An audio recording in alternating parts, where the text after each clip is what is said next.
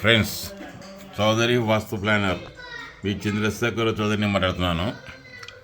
ఇక్కడ చూడండి ఫ్రెండ్స్, 1, 2, 3 ఇండ్లు కట్టుకున్నారు వాళ్ళ అన్నదమ్ములు. కట్టుకొని నిండా ఆగ్నేయంలో కట్టినారు.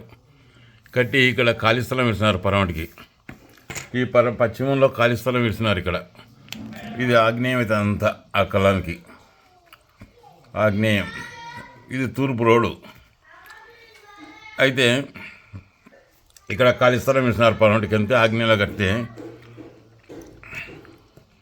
1, 2, 3 అన్నదమ్ములు కట్టుకున్నారు. అంటే ముద్రగడ రామారావు గారు రాసినట్టు ఒక స్థలంలో 3 అన్నదమ్ములు కట్టుకుంటే ఒకరికి వంశక్షయం జరుగుతుందని.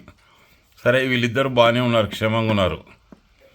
ఈ మనిషికి 5 మంది కొడుకులు, 4 కొడుకులు, 5 మంది కొడుకున్నారు. అయితే వీళ్ళకి స్థలం చాలదని ఈడ కట్టుకుంటే బాగుండేది. ఇట్లా కళ్ళంలో ఇట్లా పైన వీళ్ళు ఏం చేసిన, ఈయన వచ్చి ఇంత ఆగ్నేయం లేకొచ్చినాడు ఇట్లా. అంటే వీటికి దాదాపు అంటే వీటికి ఆగ్నేయం ఇది మధ్యన రస్తా. ఇది దాదాపు అంటే ఒక ఫర్లాంగ్ దూరంలో, ఫర్లాంగ్ ఉండి లేకనేలే ఫర్లాంగ్ దూరంలో ఇలా ఆగ్నేయంలో కొన్నాడు నీళ్ళు వెళ్ళ.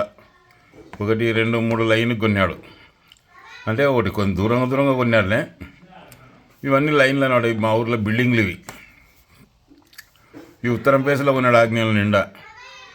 కొంటేనే ప్రతి 3 ఏళ్ళకు ఒక లెక్క, ప్రతి 3 ఏళ్ళకు ఒక లెక్క 3 కుమారులు చనిపోయినారు ఈయనకు.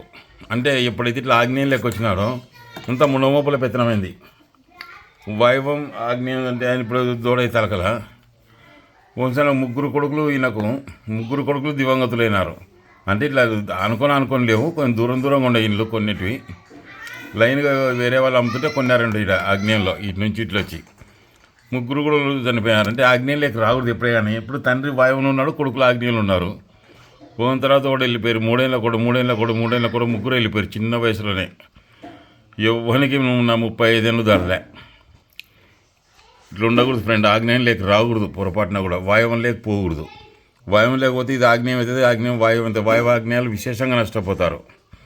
ఉంటాను.